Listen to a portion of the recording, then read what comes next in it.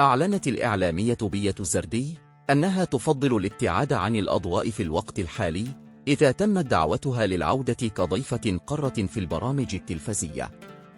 وأوضحت أنها خاضت هذه التجربة في السابق لأسباب مادية وليس عن قناعة تامة. وفي تصريحها كشفت بية الزردي التي تبلغ من العمر 59 عاماً عن خططها الشخصية، حيث أكدت أنها بصدد التخطيط لمشروع زواج قريب. وقالت بخصوص ذلك: أعيش علاقة جديدة وإن شاء الله تتوج بزواج قريب.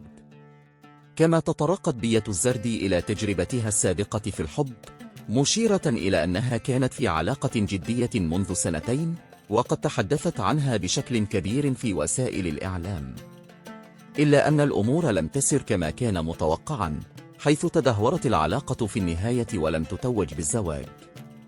ورغم تجربتها السابقة، فضلت بية الزردي عدم التطرق بشكل مفصل إلى تفاصيل علاقتها الحالية، مبررة ذلك بأنها قررت هذه المرة أن تتبع عقلها وليس قلبها في اتخاذ القرارات المستقبلية المتعلقة بهذه العلاقة.